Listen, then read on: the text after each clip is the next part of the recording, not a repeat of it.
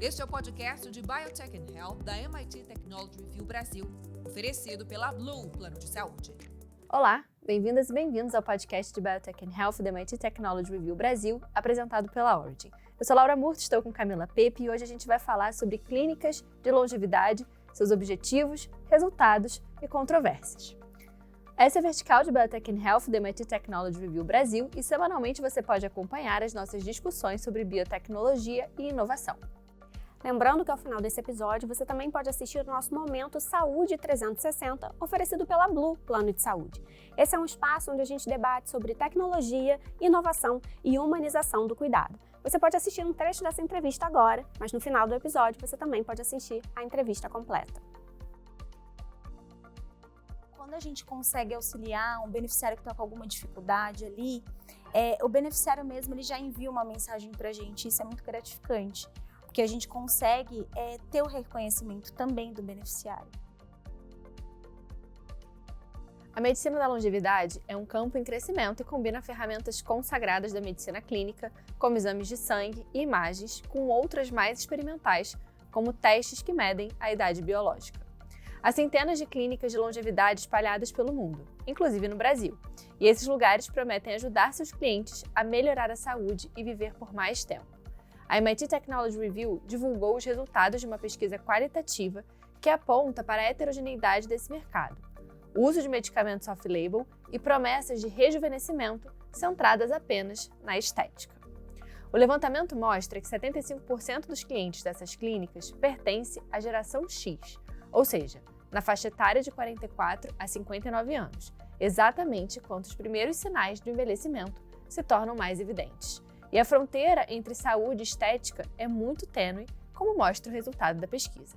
28% das clínicas oferecem botox, 35% tratam queda de cabelo, 38% fazem procedimentos de rejuvenescimento facial. De acordo com a reportagem, a Longevity Technology, uma empresa que monitora o setor, identificou 320 clínicas de longevidade em operação ao redor do mundo. Algumas operam diversos centros em escala internacional, outras consistem em apenas um profissional que incorpora algum elemento de longevidade em seus tratamentos.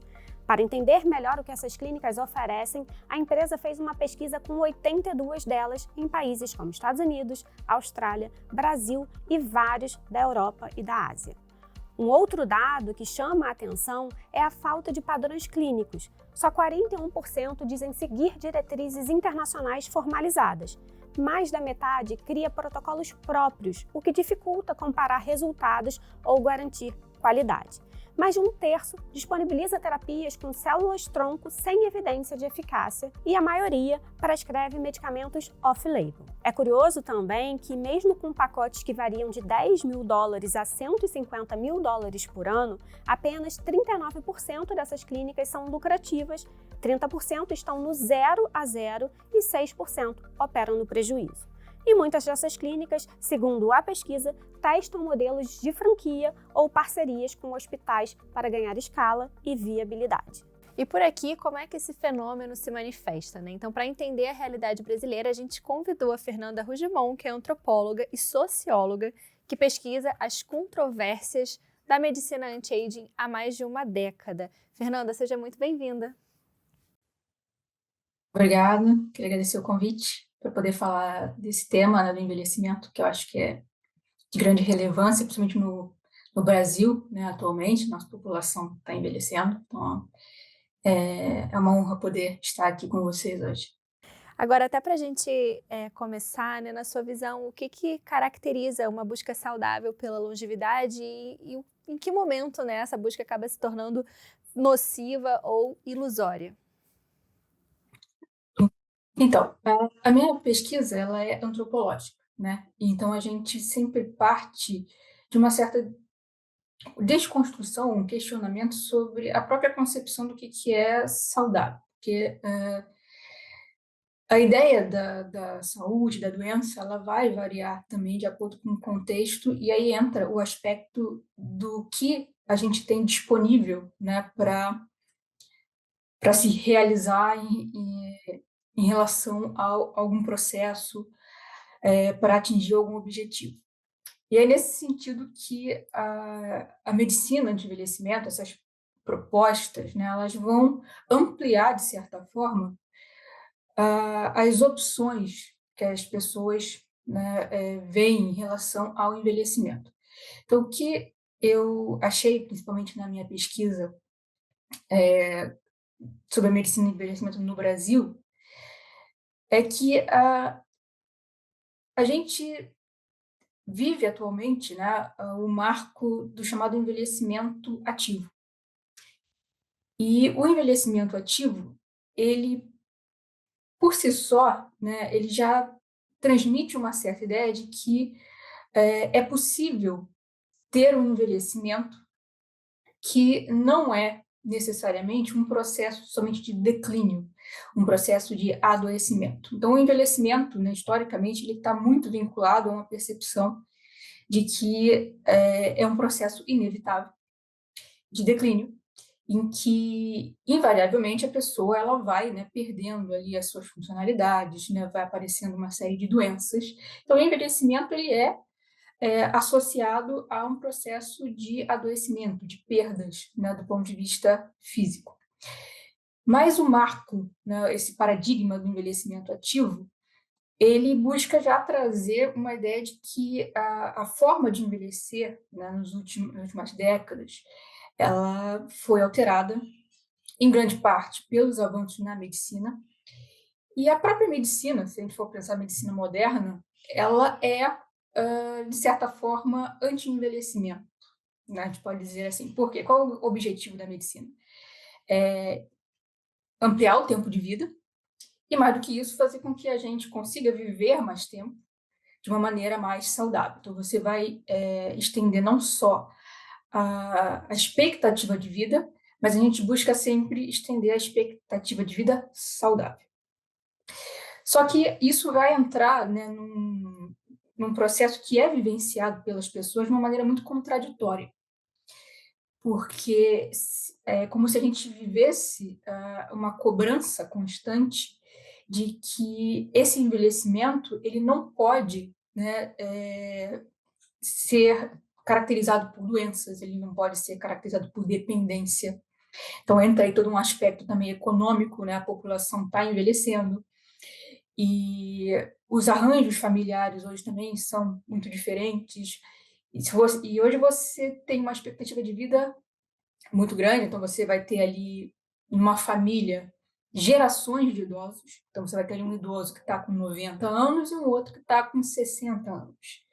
Então, quem que cuida desses idosos? Então, todas essas questões, elas giram, né, em torno dessa concepção do envelhecimento ativo, que acaba sendo uma espécie de cobrança. E um dos aspectos mais, que, de certa forma, me surpreenderam um pouco durante a pesquisa, é que a medicina de envelhecimento ela não é, né, uma espécie de alternativa à geriatria.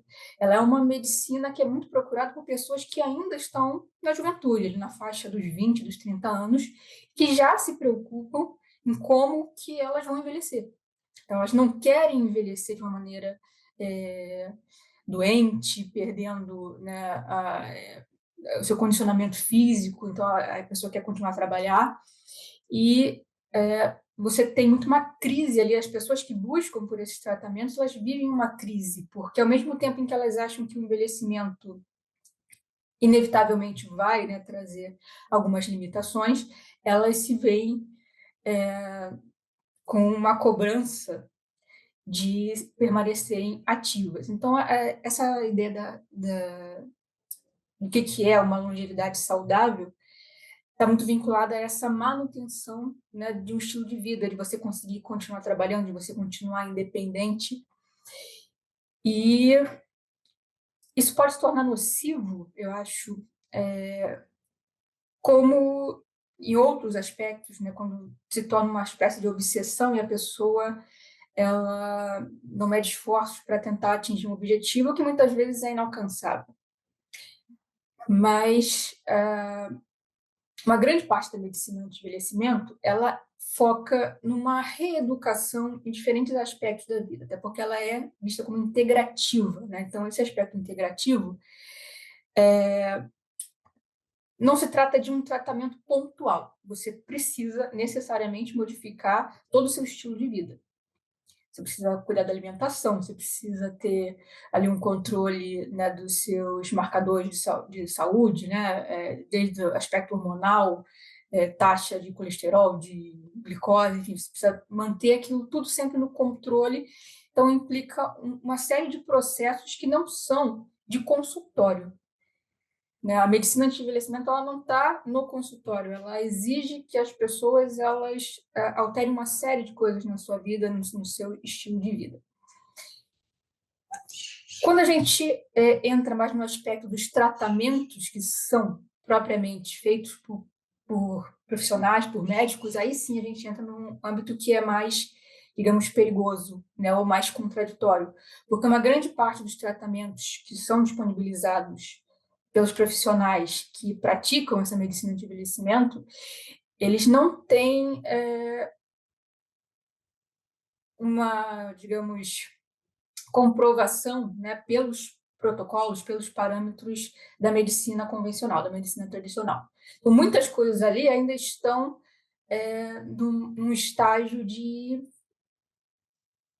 pesquisa, né? Você tem ali algumas evidências de que algum tipo de medicamento, algum tipo de suplemento funcionaria para alguma coisa, mas você não tem estudos sobre a segurança, né? Sobre os possíveis efeitos colaterais. Então, essa eu acredito que seja a dimensão mais complicada do ponto de vista de poder ser nocivo nessa falta de comprovação, e acaba sendo algo que é feito muito às margens da institucionalização dos tratamentos médicos. Perfeito, Fernanda. Você trouxe já toda uma questão de qual cenário a gente tem hoje, né, dessa medicina anti-aging aqui no Brasil, até muito voltado pelo olhar da sua pesquisa. A gente observa esse boom realmente dessas clínicas de longevidade, como você já mesmo pontuou, e até os motivos pelos quais talvez isso tenha acontecido. Só que o que a gente abordou, apurou, foi que a própria MIT Technology Review, ela mostrou que práticas off-label e até de terapias pouco validadas sendo usadas por essas clínicas da longevidade. E aí eu queria que você contasse um pouco que critérios clínicos e até éticos a gente deveria usar para orientar essa abordagem, né? Do que deveria ou não ser aplicado dentro desse contexto. Então, para a gente conseguir identificar esse aspecto, acho que tem uma dimensão que é importante, porque mesmo quando eu comecei a pesquisa, né, eu iniciei a pesquisa em 2014, eu tinha, né, como uma perspectiva da pesquisa a ideia de que a medicina de envelhecimento ela era um campo específico, né, de tratamentos específicos. E o que a minha pesquisa ela acaba encontrando, né, e isso vai fazer muita diferença nesse aspecto, é que a medicina anti-envelhecimento ela é uma prática, ela é, digamos, uma perspectiva que se desenvolve dentro do contexto médico mais amplo. Então, você não tem somente clínicas de medicina de envelhecimento, de longevidade, né, longevidade saudável, o nome que se queira dar para esses tratamentos. Você tem essa perspectiva da medicina de envelhecimento, ela está muito presente em aspectos que, em um primeiro momento, você não vai identificar como sendo de medicina de envelhecimento. Até porque a medicina de envelhecimento ela não é reconhecida como uma especialidade médica. Ela não é uma área, né, reconhecida institucionalmente. Então, o que você tem são práticas, perspectivas que pensam que o processo de envelhecimento ele pode ser, de certa forma, controlado, né? Ele pode ser manipulado e gerido. Acho que é uma ideia de gestão ao longo do tempo, né, o que vai caracterizar a medicina anti-envelhecimento. Então, essas práticas, esses profissionais, eles estão em todos os ambientes da medicina. Né? Então, um grande aspecto, um importante aspecto dessa prática é que a gente está falando de médicos que são formados nas instituições tradicionais, em especialidades reconhecidas, então são cardiologistas, são nutrólogos, são endocrinologistas, que,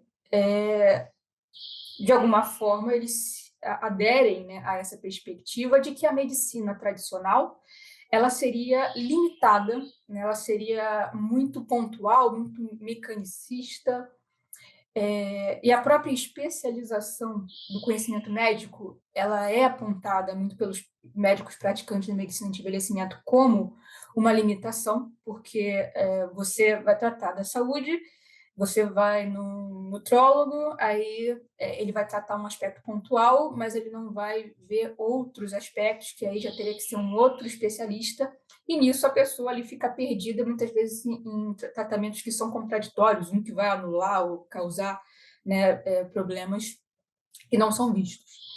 Então, essa medicina de envelhecimento, ela é mais do que um campo específico, mas ela seria uma espécie de dissidência, né? Uma vertente que surge dentro da própria medicina. Então, você tem uma série de críticas que são feitas aos protocolos, aos procedimentos, inclusive aqueles que são utilizados para que você, as etapas, né, dos estudos. Tem um médico americano chamado Dale Bredesen, ele é o criador do protocolo Bredesen, que trata de tratamentos para Alzheimer, mal de Alzheimer. E um dos argumentos dele, né, é que os tratamentos tradicionais, os estudos tradicionais, eles focam muito, né, sobretudo na beta-amiloide, que é uma proteína, né, que estaria vinculada a diferentes formas de demência, inclusive o mal de Alzheimer. E a grande crítica que ele faz é justamente de que as pesquisas, né, o modelo de pesquisa científico, ele limita abordagens distintas e outras metodologias que poderiam apontar para coisas que a metodologia atual não consegue. Porque quando você vai testar, por exemplo, uma medicação, né, para tratar Alzheimer, você tem que testar um aspecto específico, um efeito específico daquela droga. E o argumento é que o mal de Alzheimer, assim como muitas, né, doenças vinculadas ao envelhecimento, elas seriam multifatoriais. Então, você precisaria ter uma metodologia de pesquisa, de estudos, que permitisse desenvolver tratamentos que são multifatoriais. Então, isso seria, né, uma limitação que a gente encontra para pensar o envelhecimento do ponto de vista multifatorial. Do ponto de vista ético, aqui a gente entra num campo um pouco mais complexo, porque você poderia até trazer tratamentos experimentais, mas existe uma série de limitações em relação à cobrança desses tratamentos, né?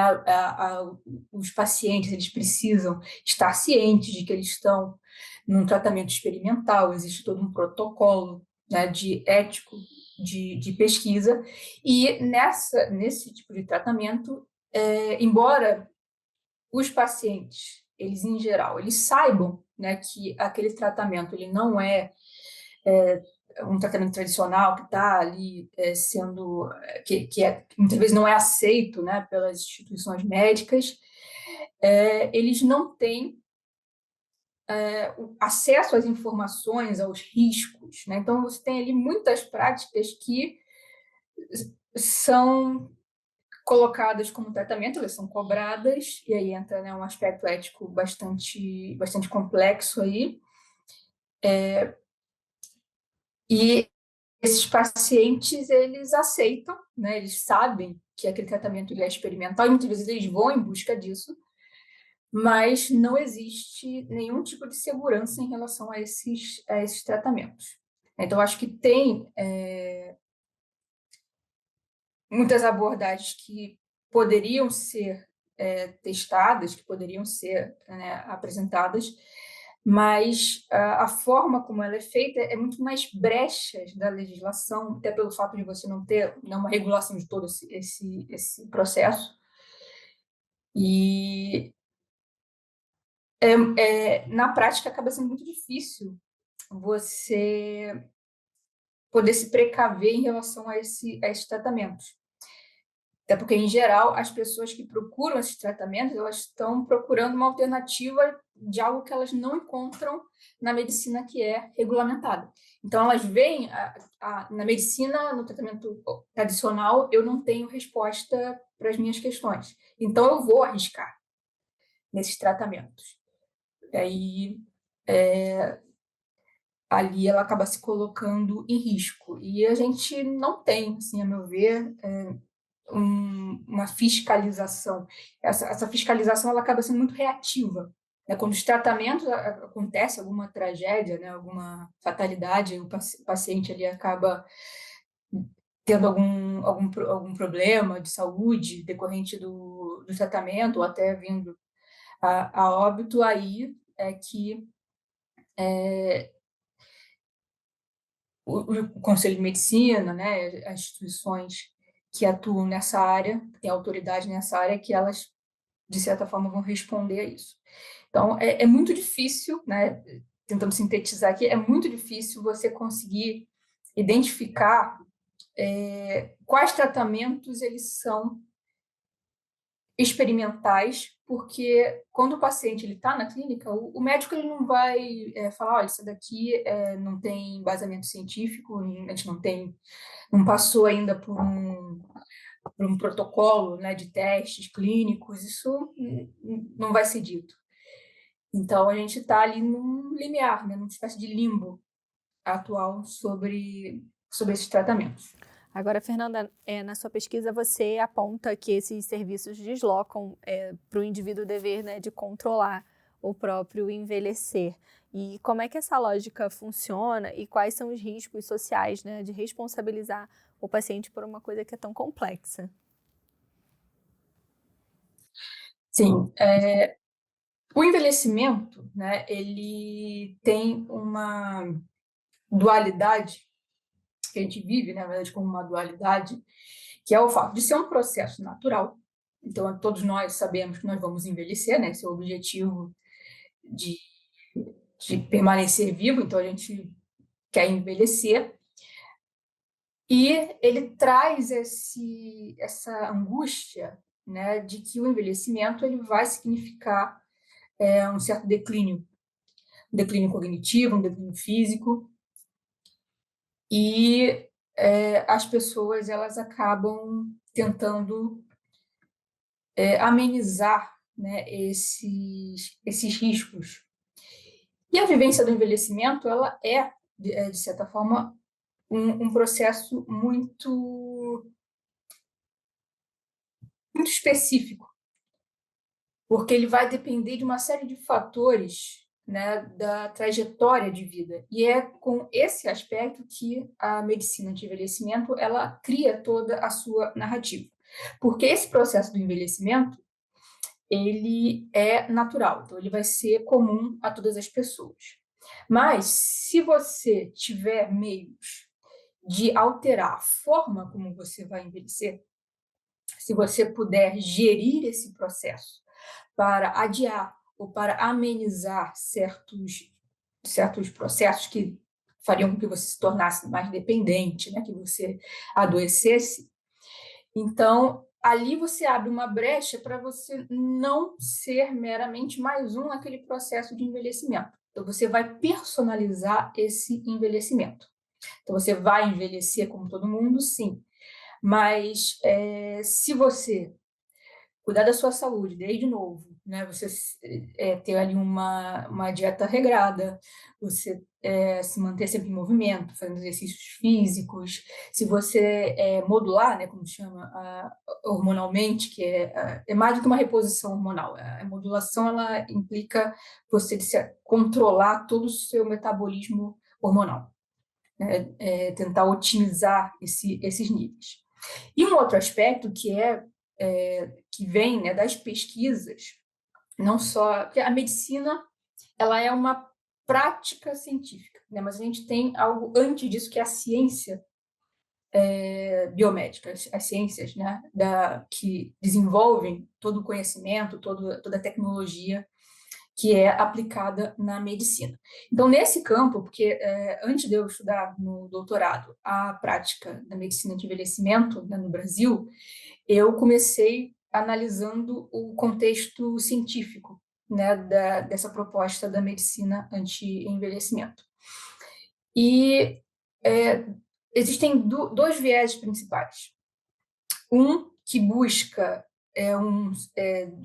uma determinada condição genética que determina o envelhecimento humano, então nós teríamos genes, né, que definiriam esse processo, e uma outra que diz que o envelhecimento ele não é determinado geneticamente. Ele é, na verdade, um conjunto de diferentes processos em que o corpo ele passa a funcionar de maneira disfuncional, digamos assim, né? Você vai tendo uma série de falhas nos nossos mais variados sistemas e o acúmulo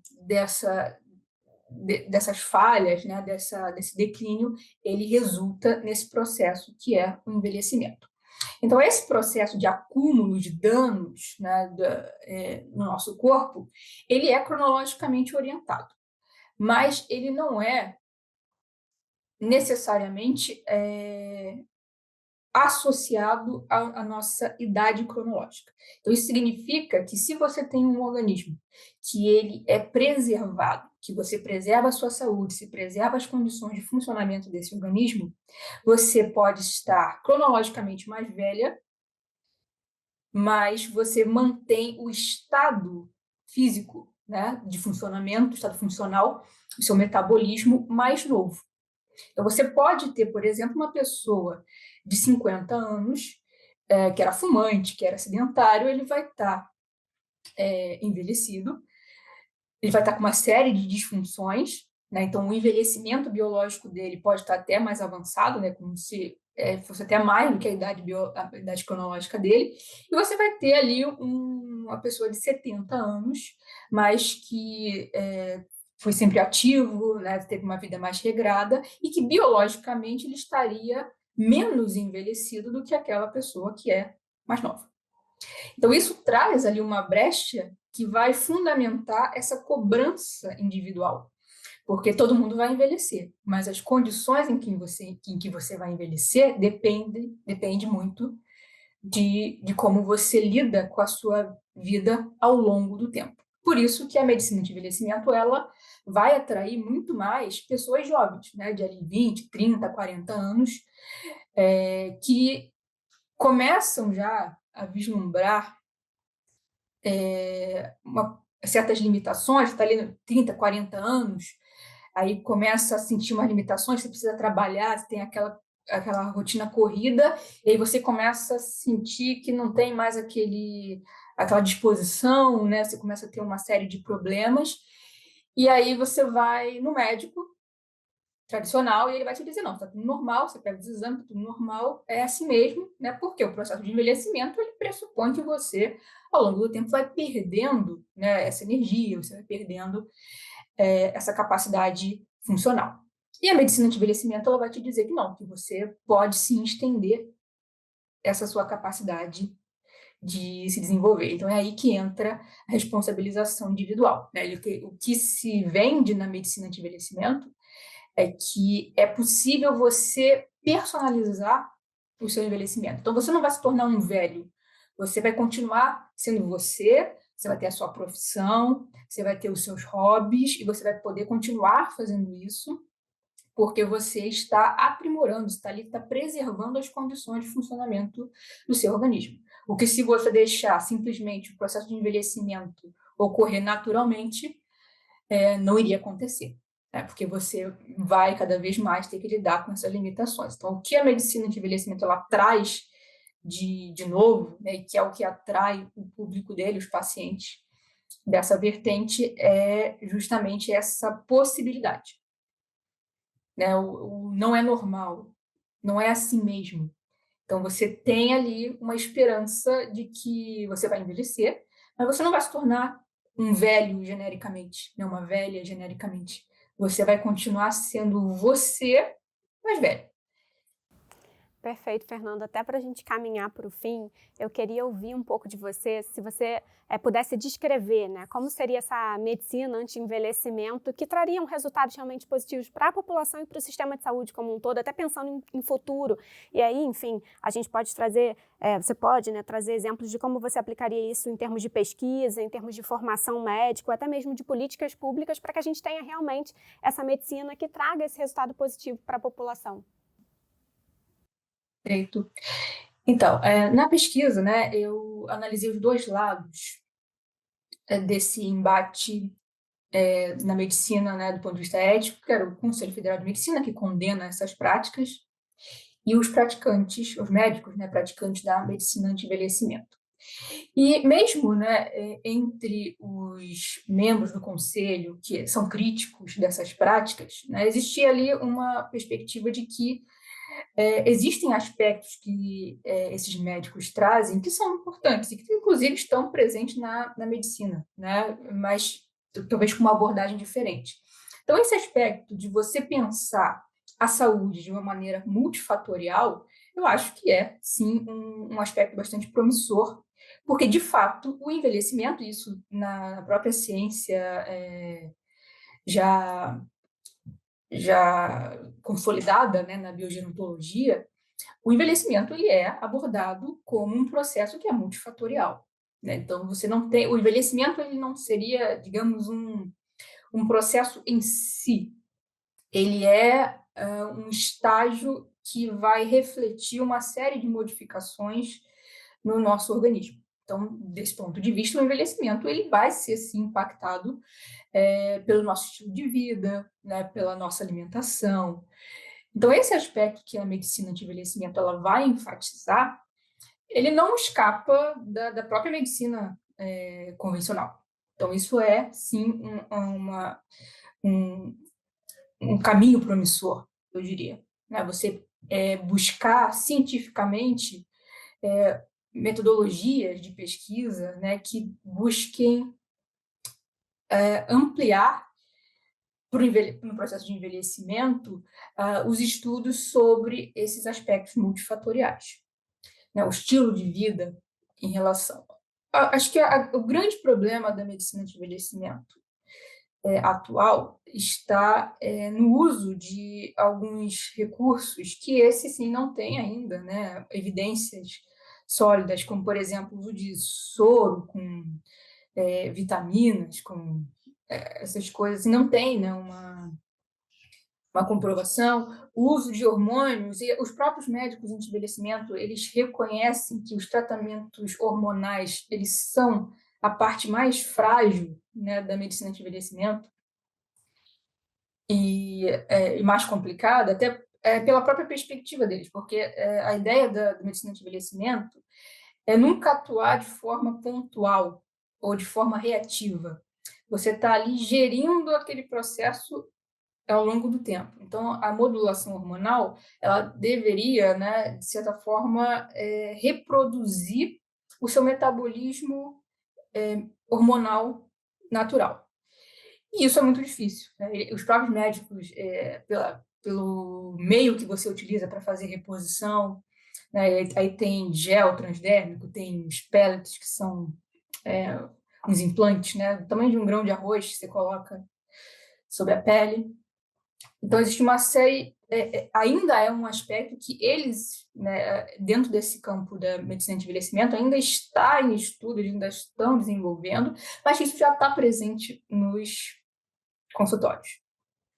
Né? E eu lembro, né, um aspecto que me marcou bastante durante o processo da pesquisa, eu participei de um curso de uma das instituições de medicina de envelhecimento, e no final do curso, eles dividiram a turma dos médicos que estavam se formando. Metade deles iria implantar, né, os implantes hormonais e a outra metade seria dos pacientes, eles seriam os pacientes daqueles médicos. E foi dito que eles tinham que fazer isso porque eles tinham que saber o que eles estão entregando para os pacientes deles, eles tinham que confiar naquilo. E, ao mesmo tempo, é uma prática que ainda não tem, né, uma consolidação do ponto de vista científico. Então, os próprios praticantes da medicina de envelhecimento, eles ainda estão, né, nesse processo de estabelecer ali os protocolos, ainda no aspecto de teste, e isso é o que está sendo oferecido ali para os pacientes. Então, eu acredito que essa parte ainda ela é muito delicada, né, os tratamentos em si, sobretudo os hormonais, que são a principal dimensão buscada pelos pacientes, né, porque os hormônios eles têm muito a ver com o desempenho físico, né, ganho de massa. Então, se você não quer envelhecer, você não quer ter, né, ficar sem força, enfraquecimento, você precisa manter massa muscular, então, e aí eles recorrem aos hormônios. Então, o hormônio está ali como um símbolo quase dessa abordagem anti-envelhecimento, e os próprios profissionais reconhecem ainda um campo que precisa se desenvolver de uma maneira mais segura, né? Então, acho que a gente pode ter, sim, acho que a medicina de envelhecimento ela é muito importante para trazer um contraponto a aspectos que estão já consolidados e que podem estar se tornando obsoletos na abordagem do envelhecimento. Então, essa crítica que ele traz a certas abordagens que são muito pontuais, são muito limitadas, né? Você apontar para um aspecto mais multifatorial, a necessidade de pensar o processo de envelhecimento não só na velhice, mas ao longo da vida, o estilo de vida, como é que isso impacta, eu acho que é uma grande contribuição dessa vertente. E, por outro lado, ainda é necessário ter cuidado com esse aspecto dos tratamentos hormonais, né, de utilização de medicamentos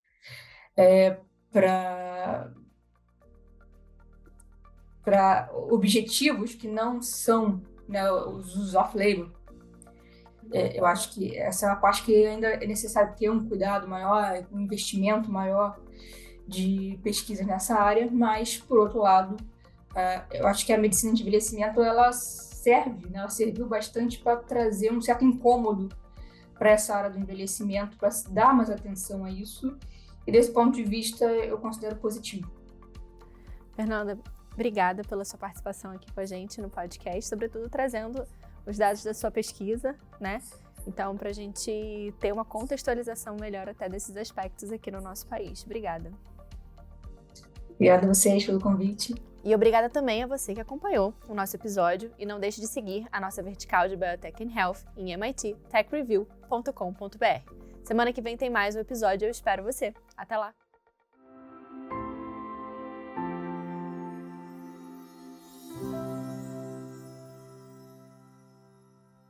Esse é o Momento Saúde 360 oferecido pela Blue Plano de Saúde. Esse espaço, você sabe, a gente fala sobre tecnologia, inovação, humanização no planejamento de uma vida com mais saúde, com mais bem-estar. Eu sou Carolina Belim, repórter de saúde, e neste episódio vou conversar com a Raíza Alves, que é a enfermeira líder do setor de concierge da Blue. Quero saber como que é a devolutiva, o feedback dos pacientes, né? Ainda na nossa jornada aqui de falar sobre esses serviços concierges em saúde. O que vocês recebem de feedback? Positivo? Sim, o nosso feedback é positivo. Graças a Deus a gente tem conseguido ter esse retorno do beneficiário positivo. Quando a gente consegue auxiliar um beneficiário que está com alguma dificuldade ali, o beneficiário mesmo ele já envia uma mensagem para a gente. Isso é muito gratificante, porque a gente consegue ter o reconhecimento também do beneficiário. Então, o nosso feedback sempre, a maioria é positivo, o beneficiário é assistido pela gente, então ele se sente acolhido, ele se sente muito escutado ali pelo nosso setor, então ele percebe que ele tem alguém onde ele possa recorrer e ter ajuda, né? Ele vê valor nesse serviço. Sim, com certeza, ele vê valor. E como que isso reflete para a operadora, na visão da operadora? Então, para a operadora, isso é muito bom porque auxilia tanto em questão do feedback, porque é um beneficiário que ele pode passar essa informação para alguém que também tem um plano de saúde, falar, poxa, tem um acompanhamento, existe um serviço concierge onde você pode também ser assistido. A gente tem alguns casos de beneficiárias que são gestantes, que uma passa a informação para outra, aí ela fica interessada, quer participar do nosso acompanhamento. Então, isso também ajuda muito a operadora em questão de custo também.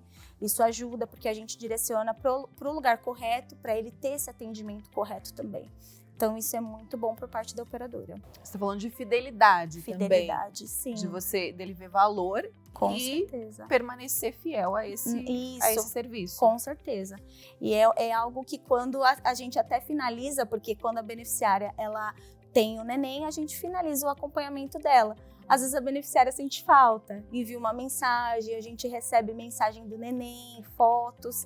Então, assim, é um contato ali de amizade mesmo com o beneficiário, essa troca que a gente tem, é muito bacana. Maravilha. Obrigada, Raíza. Imagina. Você acompanhou mais um Momento Saúde 360 oferecido pela Blue Plano de Saúde. Até o próximo. Continue acompanhando os conteúdos de Biotech and Health nas plataformas da MIT Technology Review Brasil.